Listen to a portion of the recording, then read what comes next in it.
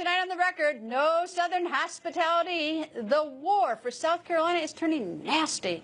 Lots of really bad name-calling. This 2016 race is wild. But the race isn't as tight as some candidates would like you to think. A brand new CNN ORC poll of likely Republican South Carolina voters has Donald Trump with a double-digit lead. Trump sits in first place at 38%. Senator Ted Cruz, 16 points behind Trump at 22%. Senator Marco Rubio in third place with 14%. That is 24 points behind Donald Trump, number one.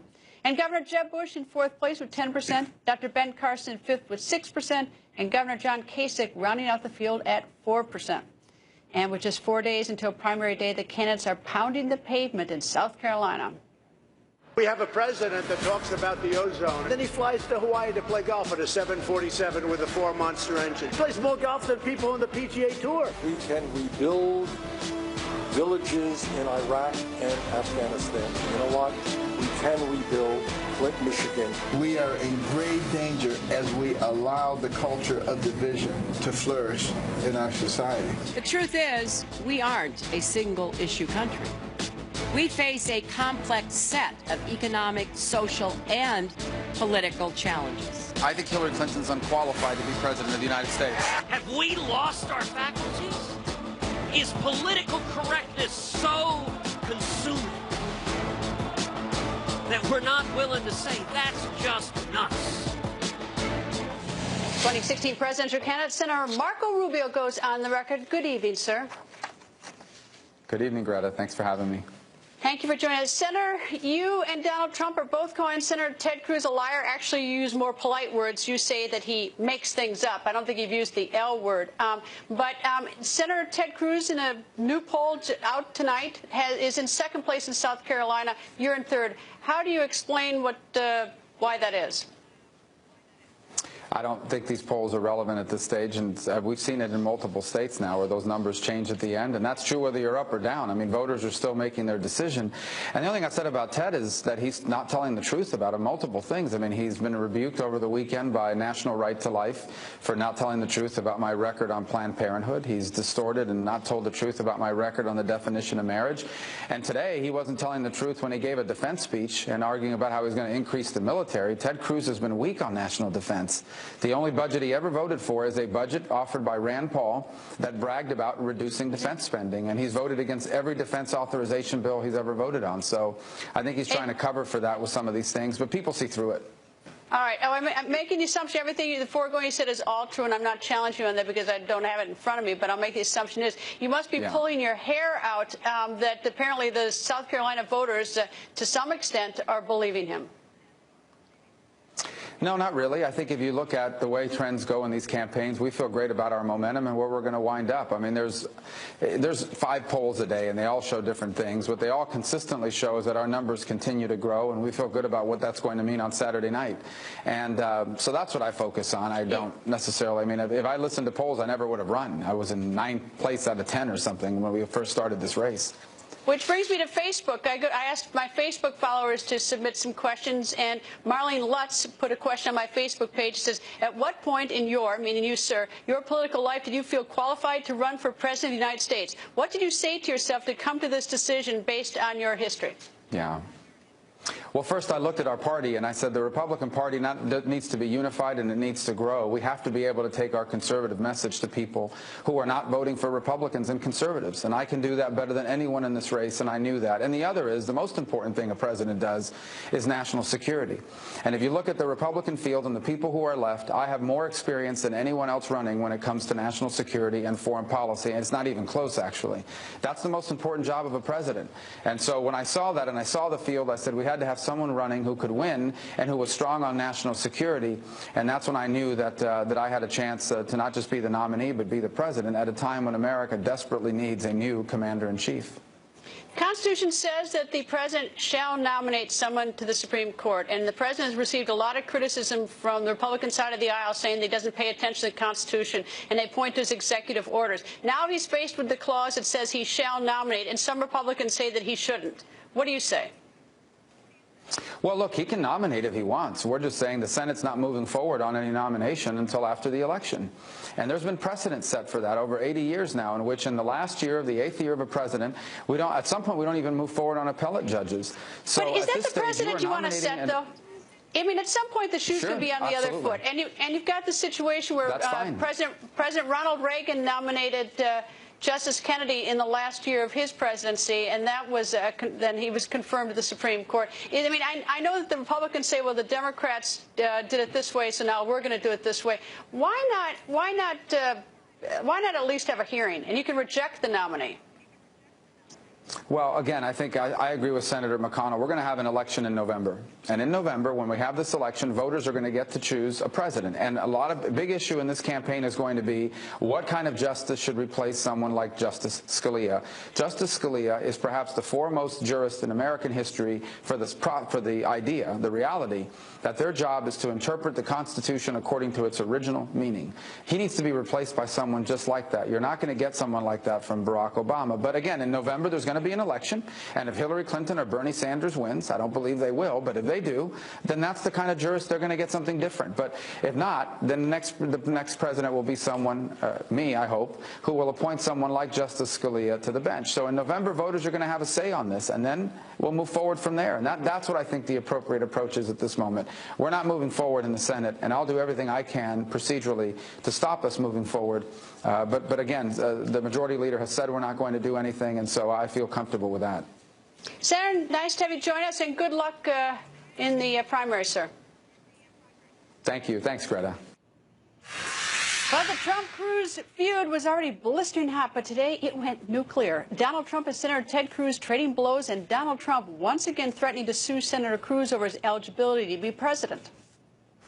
As conservatives continue to coalesce behind our campaign, Donald gets angrier and angrier. Whenever anyone points to his record, his response, it's very odd, is simply to yell the word liar. Ted holds up the Bible, and then he lies about so many things. And I mean, these are lies. These aren't like, oh, maybe he is. What he did to Carson was a total lie. He was just going on and on about how I'm the most horrible person in the world because I keep repeating the things he said. At least I have, you know, the presence to be able to call out, you know, if someone, and I hate to say it about a person, but actually during the debate, Rubio called him a liar, so I felt a lot better. It's an amazing thing. Have you noticed how rattled Donald gets when his numbers start going down? He gets very, very upset. But we won Iowa. Boy, he lost. I guess the only explanation one can have is that his internal poll numbers in South Carolina must be plummeting. I've never seen anybody that lied as much as Ted Cruz. I think he's an unstable person. I really do. There are things that come out of Donald's mouth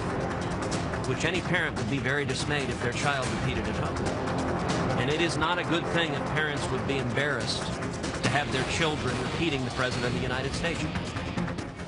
The On the Record Politico panel is here from the Daily Beast, Betsy Woodruff, and from townhall.com, Guy Benson. Guy, right now, CNN poll in South Carolina, Donald Trump is beating Senator Ted Cruz by 16 points. And Donald Trump is threatening to sue, and they used to be best friends. What happened? Well, the poll was taken mostly before the debate, so we'll see if there's any shift there.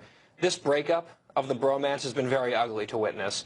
And I think what's fascinating about these new threats from Trump to go after the birther issue with Cruz with a lawsuit, he's threatening to do it unless Cruz backs off other criticisms of him, right? Like, if your position, if you're Donald Trump, your position is, I believe Ted Cruz is constitutionally ineligible to be president and I have standing to sue, I don't know why you perhaps back away from exercising that lawsuit by tying it to sort of ancillary other issues that seem to be annoying you in a news cycle. That does not strike me as a serious position. Donald Trump, though, holds up the Bible and says that Ted Cruz is a liar, and he's even now got Senator Marco Rubio as his ally on that, and even Dr. Ben Carson wasn't happy about what happened in Iowa. Exactly, and Trump would find a lot of allies in Washington to come to his side when he starts saying Cruz is a liar and a nasty guy.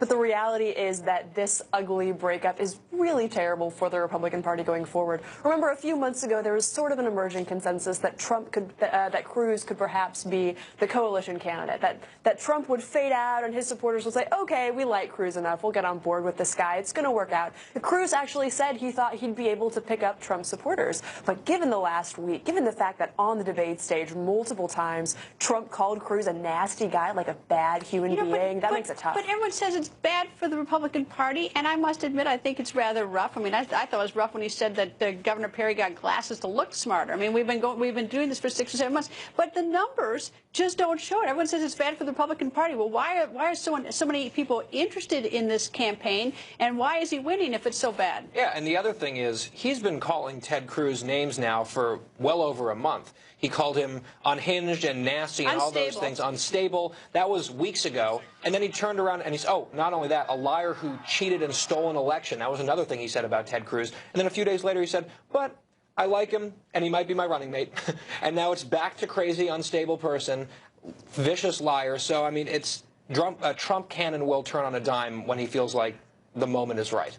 I would argue there's been a shift. I would argue, looking at this last debate, the tone was just a little more acerbic. It was more personal. I'm not convinced this is a canon that's going to turn back. I think something changed in the last few days. We'll find out on Saturday if you both will stand by. Just a short time ago, President Obama rejected the GOP call to delay the nomination of a Supreme Court successor for Justice Antonin Scalia. I intend to nominate in due time a very well-qualified candidate. If we are following basic precedent, then that nominee will be presented before the committees, the vote will be taken, and ultimately they'll be confirmed. Is there any way President Obama could get a nominee confirmed by the Republican-controlled Senate? Fox News correspondent Shannon Bream is here. Shannon, anyway, even a moderate. You know what? I have had one GOP senator to tell me privately if the president put up someone that was viewed as a consensus pick that they could agree on, that could be a moderate, they could pull away some GOP votes to get that done. But he doesn't think that there is such an individual currently out there. All right. So how does this play out? The president's going to nominate someone, and then the Senate just sits on it and doesn't hold a hearing? Well, according to all of the 2016 contenders who happen to be U.S. senators, they have no plans to let it move forward. When asked whether he would filibuster, Ted Cruz, who sits on the Judiciary Committee, you know, he clerked at the Supreme Court. He said, absolutely, that is the plan, to filibuster. Obviously, you have to hold the other 60 to do that. So we'll see. You know, there's something, though, a little bit. I know that a lot of people think that should be done that way. But the fact is that we have a process. The Constitution is our process. And it says he shall nominate. And the Senate has a right to just sort of sit on it. But you know what? The shoe's going to be on a foot another time. It'd be nice to set a precedent where they at least hold a hearing. And so the person gets a fair shot. And if the person doesn't get confirmed, doesn't get confirmed. But, you know, when are we going to sort of reverse this and have a precedent where everyone's sort of acting according to the constitutional process? I would not say this year. I don't think this will be the year. I shouldn't bet on it then. No, don't bet on it. But President Obama did try to appeal to that today in his remarks, saying, listen, the Constitution does tell me that as president I nominate. They have to consider. Shall. Right. And they have to consider. That doesn't mean they have to approve. This is not an appointment. It's a nomination. But they're not even getting to that. They say there's going to be no hearing. Senate says we're not going to consider. They're stopping it. And that's what the problem is. Yeah, there are those who think that Chuck Grassley, the Republican senator who chairs the Judiciary Committee, may actually be considering allowing there to be some type of hearing. I mean, that he's kind of between a rock and a hard place. I think it all depends on who gets nominated. I know. I think they'd be wise to hold a hearing. If they don't like the person, reject at the Senate. But just to look up, not to do anything, and then we're just going to go through this another time. I nominate you. I'm not the president. I'm not the president, but still. Thank you. Shannon Bream has nominated me. Thank you, Shannon. And the battle for a Supreme Court nominee is turning the political world on its head. The Constitution is pretty clear about what is supposed to happen now. When there is a vacancy on the Supreme Court, the President of the United States is to nominate someone. I think the Senate Republicans should take a very, very careful look at it. It would be best if it was left until the next president was elected. The president has the right to nominate under the Constitution, and the Senate has the obligation to process that nomination. The president has an absolute right to nominate whoever he wants to, but the Senate has an absolute right to confirm or not confirm. The next president of the United States will determine whether the people that serve on that court are like Justice Scalia or whether they're like some of the other justices that are on there now. And then you got to fight. you got to fight for it because there's a lot riding on this. The On the Record political panel is back. Betsy, weave this into the scenario that we have. Now we have an open seat on the Supreme Court and a nomination's coming from the White House. How does it play out in the races? I think all the Republicans say what we've been hearing, which is they can't confirm anyone, and regardless of whether or not... Can't confirm or don't think there should be a hearing? Perhaps even not even that there should be a hearing. Because, look, this issue is so good for Ted Cruz, for Donald Trump, for Marco Rubio, for the further right, more conservative guys, because they can say... Who cares about precedent? We don't want Obama putting another liberal on the Supreme Court. Just let the clock run out. That's what they want. Look, and IJ Review did a really interesting poll of viewers of the Republican debate on Saturday, and they asked what candidate these folks trusted the most to appoint a Supreme Court justice, and it was Ted Cruz by about 5 points. So these folks aren't going to say, oh yeah, just have a hearing and, you know, do the thing that's decorous. That doesn't help them at all. All right, we're going to bring the viewers in on this one. Now is your chance to vote at home on Twitter. Will President Obama appoint a liberal or moderate justice? Tweet the word liberal or the word moderate using hashtag Greta. We'll show you your live Twitter votes throughout the show. Guy, is there any advantage to, I mean, if they had a hearing and if it went to the floor, Senator Ted Cruz have a chance to stand up and recite everything that Scalia ever did? Well, look, I think that there's not going to be a selection from President Obama that Republicans can support, and therefore there will not be a confirmation of whomever he puts forward. So they're not going to get out of the hearing if they had a hearing. Right. You could have a hearing in committee, have it voted down in committee. If it somehow got on the floor, it's voted down on the floor with the Republican majority. If it somehow were a majority... After an opportunity, everyone to speak on the floor about it. I mean, there are many different avenues to get to not a confirmed nominee, and I would be absolutely stunned and floored if President Obama gets someone through. Right. He won't. Guy, Betsy, stay with us. Here is something you didn't know. Even before Justice Scalia's sudden death, there were some who were already planning to block President Obama's nominees to any federal court. Former clerk to Justice Scalia, Ed Whalen, was one of those pushing the plan to block nominees. Ed Whalen goes on the record. Good evening, sir. Hi, Greta. And since you worked for him, we were a clerk, I know that his death touches you deeply. All the clerks are they love their justices. Absolutely. It's been very difficult several days. I imagine it has. Even before he died, you wanted to block all nominees to the president, or not? No, not true? No, not true. Okay. And I never realized the amazing power of one little blog post. First of all, the discussion is dangerous, isn't it? Yeah, the discussion is about appellate court nominees only. President Obama already has, in his second term, basically as many as President Bush had during his entire second term. And let's have in mind, just to understand the narrative of what happened. Back when President Bush was making nominations, the Democrats launched their unprecedented campaign of filibusters against his nominees, including... It's horrible. And then, years later, when Republicans returned a little bit in kind, Democrats couldn't take what they were dishing out, and in November 2013, abolished the filibuster for lower court nominees. You then had this flood of Obama nominees confirmed, and... But here's the problem, is that, I mean, like, they keep getting even with each other. The problem is, that both sides, Republicans, Democrats, rather sort of looking and taking a sort of a stepping back, taking a bigger view at they're getting even with each other and saying that the other guy did it before, so we're going to do it now. And so, I mean, look, whoever the president nominates is not going to get confirmed likely by the Senate. I got that. But the Constitution says shall. And so should he not at least nominate? Well, under that theory, he's in dereliction of his constitutional duties for leaving all sorts of other officer positions without nominations.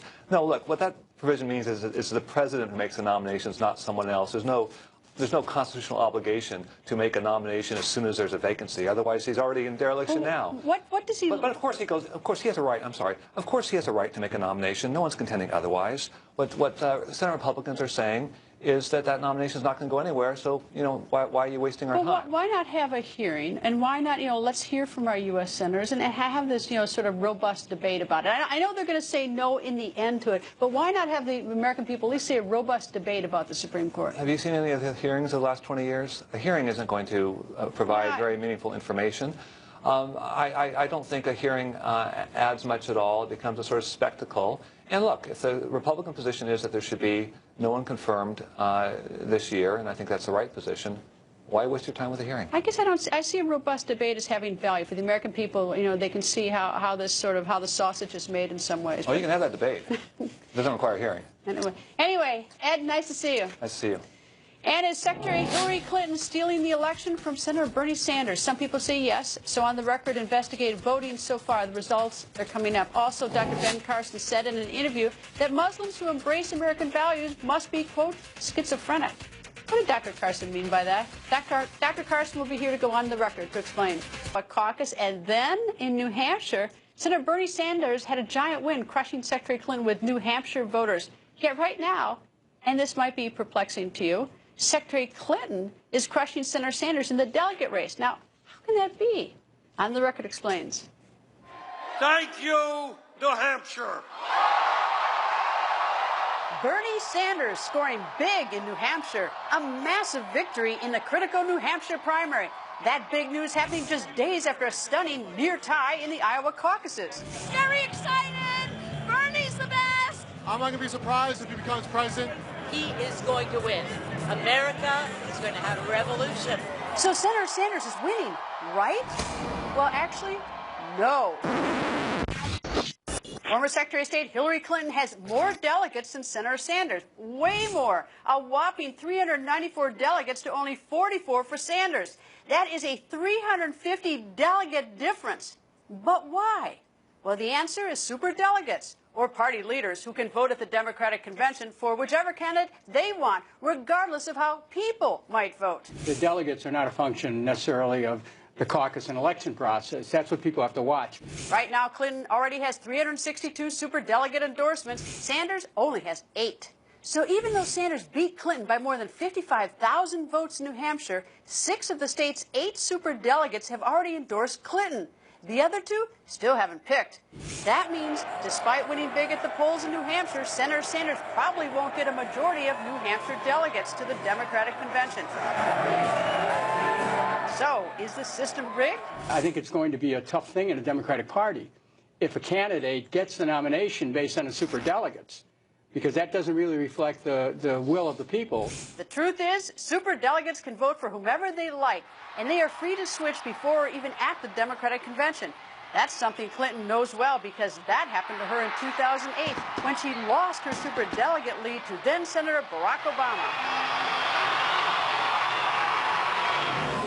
The On the Record political panel is back. Betsy, I don't make the rules for the Democratic Party or the Republican Party, but it does seem a little bit sort of messed up that the people who are going to vote at the polls, and it turns out that there are all these other delegates out there in the Democratic Party, the superdelegates. And it's supposed to be called the Democratic Party for a reason, because it's about democracy. I mean, this superdelegate system basically puts the thumb on the scale for the Democratic Party establishment. It makes it so that if you're in with the right folks, if you're already a person in a position of power, your vote literally counts more than if you're a normal, run-of-the-mill, typical Democrat, and it makes Bernie Sanders supporters understandably totally irate. And in a way, I think this could backfire, because it just gives them more of a case for saying, burn it all down, blow it up, revolution. And an Iowa guy, it was a tie, virtual tie. Yes. And Bernie had a commanding, he clobbered Secretary Clinton in New Hampshire, yet if he won totally in New Hampshire and he won totally in Nevada, he'd have only 88 more delegates, because that's the 2 states, and he's 350 delegates behind because he's superdelegates. Yep, you hear the mantra from the Democratic Party, one person, one vote, with an asterisk, only when it benefits them in their general opinion, because in this case, they are going out of their way to ensure that it's not one person, one vote when it comes to picking their nominee. This is the establishment really imposing its will on the party, and I think for a lot of the consternation we've heard in this country about the elites controlling too much and the establishment, it's mostly on the Republican side. Republicans have the more democratic nominating process, where voters get to decide. Democrats have these, sort of these powerful voters who are on these steroid voters, basically, who are party elites who get to do things like we just saw, give Hillary Clinton all these superdelegates when Bernie's the one who right now, based on vote totals from actual people, ought to be leading in that count. And not only ought he be leading, but she's clobbering him because of the superdelegates. Right. It's not even like close. But anyway, Betsy, Guy, if you both stick around. And 2016 is an election year like nothing history has ever seen. More campaign shockers straight ahead. Have the presidential candidates gone wild? Don't answer that. But yes, this 2016 race has been anything but dull, and we are seeing candidates defying all the political odds, saying things you probably thought you would never hear from someone trying to be the leader of the free world. Donald Trump is trying to hijack the Republican Party. He's not a conservative. He's not a serious guy. He was unhinged in this debate. He's foul-mouthed. We're going to have businesses that used to be in New Hampshire that are now in Mexico come back to New Hampshire, and you can tell them to go themselves. Marco went on Univision in Spanish and said he would not rescind President Obama's illegal executive amnesty on his first day in office. I don't know how he knows what I said on Univision because he doesn't speak Spanish. One of my favorite political ads of all time was a radio ad, rural Arkansas, where the announcer said, wouldn't it be great if somebody running for office said something, we could have an immediate reaction as to whether it was true or not? Well, we've trained this dog, and the dog, if it's not true, he's going to bark. I'm trying to figure out how we can do that with the Republicans. You know, we need to get that dog and follow them around, and every time they say these things, like, oh, you know, the Great Recession was caused by too much regulation. Ted Cruz he's got a mental problem. Ted Cruz is a liar. He's got a problem. I think he's an unstable person. I really do. Okay, what does this mean for the state of American politics? And do you think the world, by the way, is watching this closely? Down the Record political panel is back from the Daily Beast, Betsy Woodruff, and from townhall.com, Guy Benson. Betsy, I mean, this is so serious yet, but when you hear this stuff, unhinged, foul-mouthed, to go something themselves, mental, unstable, not speak Spanish, arf, I mean, it goes on. This isn't even to mention the fact that that Ben Carson, as I know we'll talk about later in the show, suggested American Muslims are schizophrenic. It's not to mention the fact that Donald Trump suggested Ben Carson is a pedophile. It's just totally bonkers. Like, you can't make these things up. If I were writing a novel about politics in some dystopian David Foster Wallace bizarro future, and I wrote this stuff into it, people would say that's ridiculous. That's not real. Like, I don't even know. Like, tamp it down a little. That's getting a little crazy. Yeah, right. We're almost lucky that they've got so many problems in Western Europe because they're consumed with their own problems that they're probably not watching as closely. I think they're paying some attention. Just watching that montage there, Greta, there was some stuff I'd forgotten, right? So you have the new one from Hillary. That doesn't even go back far. No, that's like the last 2 weeks. Yeah. Oh, I don't know if it's gone back that far. So Hillary's barking and she's talking, oh, wouldn't it be great if there was a real-time fact-checking mechanism in politics? I'm not sure that would really benefit her necessarily. And then with Trump, I didn't understand that comment in New Hampshire where he said, we're going to take those New Hampshire businesses who left from Mexico, we're going to bring them back to New Hampshire and then tell them, once they're back, to go F themselves. I don't understand that. Come on back and we'll insult you. Let's not forget that earlier today, just a few minutes ago, Donald Trump said that if he'd been president on 9/11, it wouldn't have happened. Wouldn't have happened. Very interesting argument to make there. He said it would have found a way to stop it. Yeah, totally. It's like, you know what, though? I mean, all these things that they're all saying, and they're all pretty much all up to their eyeballs, and I guess Kasich is insane. I haven't heard anything out of Kasich yet that I can think of. But if I said these things, I'd get the hook so fast. I mean, there's no way they keep me on the air if I was going around calling my colleagues these things. Well, I think Kasich, actually, that's an insightful point, because Kasich's brand is to take all of that and say no to it frequently and ostentatiously. I'm the one who's rejecting the circus. But I'm the altar boy? Yeah, basically. But also, Kasich isn't winning. That's the problem with him. Besides New Hampshire, you look at his poll numbers in South Carolina, they're real bad. And, like, it's a great brand for him, right? And it makes sense, and we all like it. But voters are kind of bored, and he doesn't seem to be getting... I do not think voters are bored with Donald Trump. And I think that his numbers, I think the polls, are stunning. I mean, he's got a solid lead, not just a little bit of a lead, but a big lead in South Carolina, at least the most recent poll. Yeah, no, he is many things. Boring is absolutely not one of them. And he also, I mean, look, a lot of people think he's fearless. I mean, he must be fearless. He's not afraid to say anything. Fearless or clueless or reckless or just having a really good time. Is he going to sue Ted Cruz? I hope so. I mean, from my personal journalistic, self-serving point of view, yes, that would be an amazing story. He might as well do it. What does he have to lose? Is he going to sue him? I think he will bat that around for a while and trot it out as a threat from time to time, but Ted Cruz is eligible to be president. See, I think that Donald has really figured out how to play us in the media. Oh, of course he has. And we are biting so hard. We are biting so hard. But anyway, Guy, Betsy, thank you both. And Donald Trump said he wouldn't do it, but now he says he might. What is it? Coming up. Plus, remember this live streaming drunk driver? She just made the news. Again, that's next.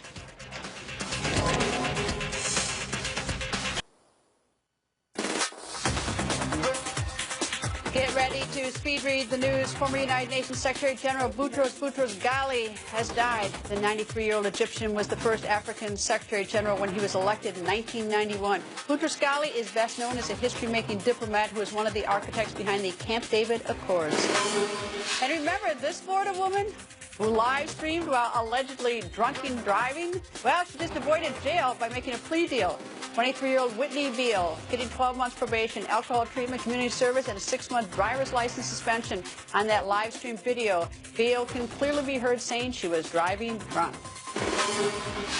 And 2 tornadoes touching down in Florida, the first striking Broward County, and about 45 minutes later, the second hitting Miami-Dade. A tractor-trailer flipped by the violent winds and the roof collapsing in an apartment building. A large winter storm that brought snow and ice to the north pounded Florida with high winds and heavy rains to the west. In Florida's Panhandle, 10 homes were destroyed in the storm. And in Mississippi, the windows of a school were blown out when the storm rolled through. And that's tonight's Speed Read. And Donald Trump. He's at it again. The GOP presidential frontrunner once again floating the idea that he may run as a third-party candidate. I signed a pledge, but it's a double-edged pledge. And as far as I'm concerned, they're in default of their pledge. Of course, that pledge Trump mentioned is the one all candidates signed back in September, agreeing to run as a Republican and support whoever the party's candidate is. Republican National Committee Chair Ryan Priebus goes on the record. Nice to see you, sir. Hey, Greta, how are you? And you and Donald Trump are friendly. You got a nice shout-out after you won New Hampshire.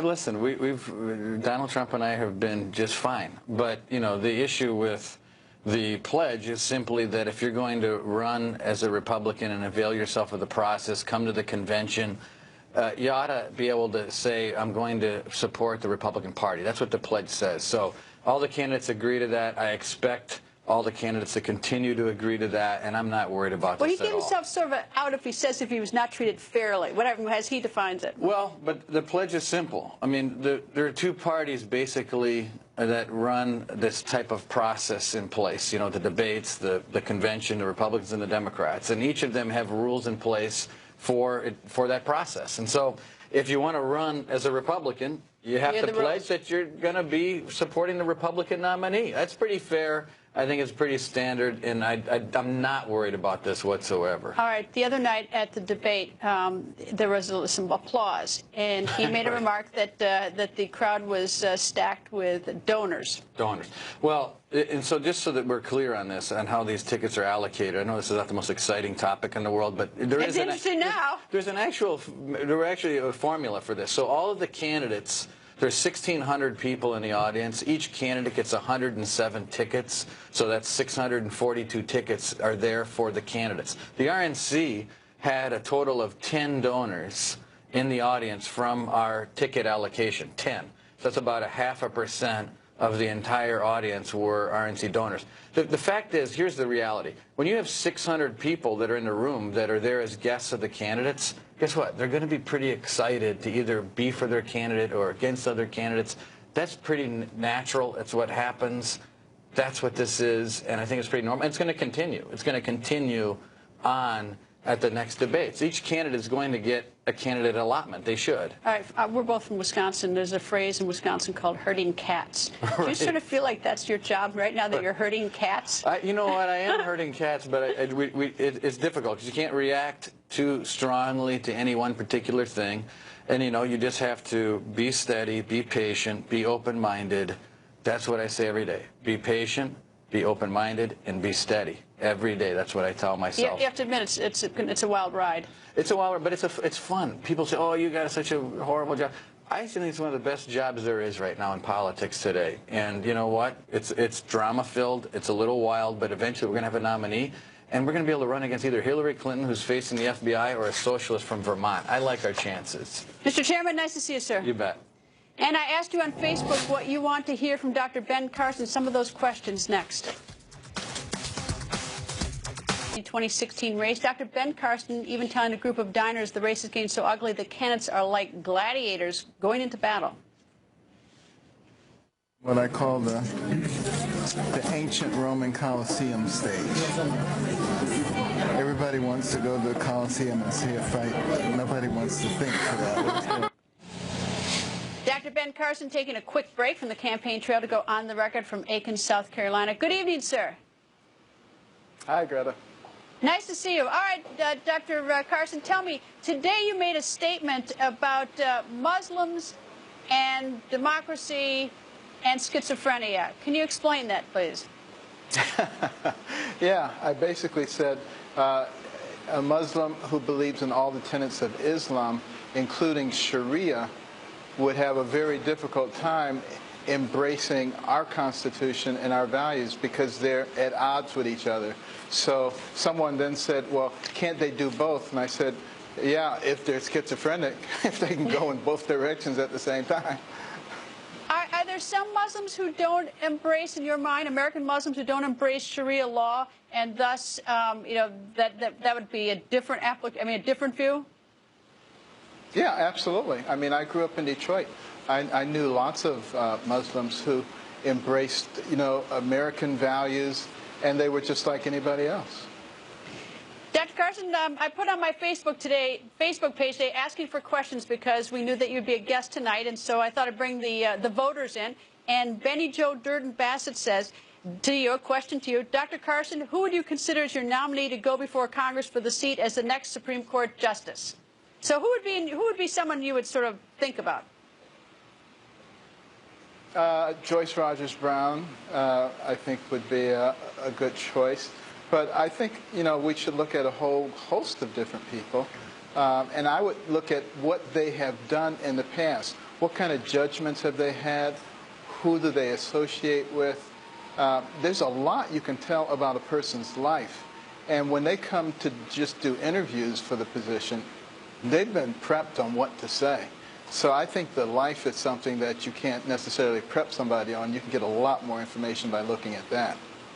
A lot of the 2016 nominees think that President Obama, while he certainly has the right and the duty under the Constitution to nominate someone for the Supreme Court, that there should be no hearings. Do you think there should be hearings or no hearings by the Republican-controlled Senate? Well, you know, they're not going to approve an ideologue. Now, if he's going to select somebody who's a strict constitutionalist, like Judge Scalia was, I suspect that they probably would be very willing to have hearings in a situation like that. So, you know, the ball game is in his court, and he needs to make that decision. But remember, the Supreme Court was supposed to be a system of people who loved America and who knew the Constitution and were trying to uphold the standards and practices that are consistent with our Constitution. They were not supposed to be ideologues. They were not supposed to be partisans. Obviously, that has changed, and people are reacting to that. All right, here's another question from Facebook. Jennifer Michelle Greenberg has this question for you, Dr. Carson. She says, what do you think of the catty fighting and finger-pointing going on between other candidates? Is it helpful or is it damaging? Well, it's very damaging, and you don't have to go that far back in history. You go back to 2012, and you see how the Republican candidates savaged each other. And it turned out to be extremely helpful for Barack Obama, who had compiled a record that should cause anybody to lose, and yet he was still able to win because they had done so much damage to each other. I hope we can learn from those things and stop inflicting these wounds on ourselves. In your campaign in South Carolina, do you get any different question than you got when you were in New Hampshire, Iowa? Is there anything that's sort of piquing everybody's attention down there? Well, I'm getting a lot more enthusiasm here than I had in New Hampshire, that's for sure. And, you know, a lot of people who think that things are going to change in our favor down here. So I'm optimistic about that. Dr. Carson, thank you for joining us, and good luck in the primary, sir. Thank you, Greta. And coming up, a big announcement today for Fox News. I'm going to tell you what it is, plus my take off the record.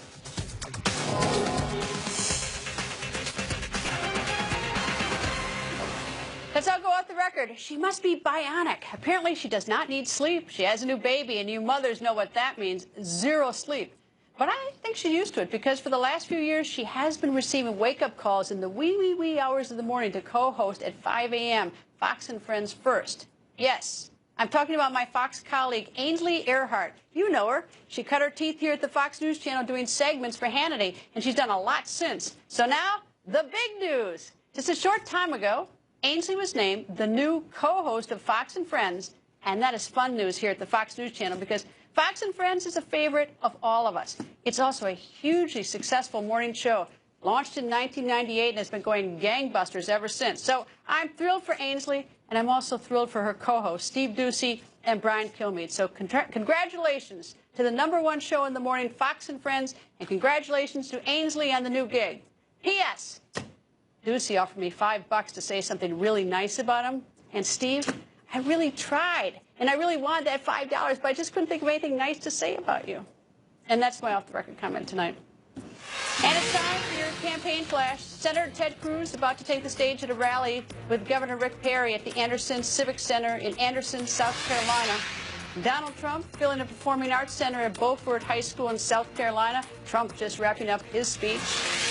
Governor Jeb Bush getting his barbecue fix. Governor Bush holding a town hall at a barbecue restaurant in Leesville. And for the second straight day, Ohio Governor John Kasich is in Michigan. Governor Kasich calling on voters to unite to fix education, drug problems, and poverty. And that's tonight's campaign flash. And your live Twitter voting results on your screen right now. Will President Obama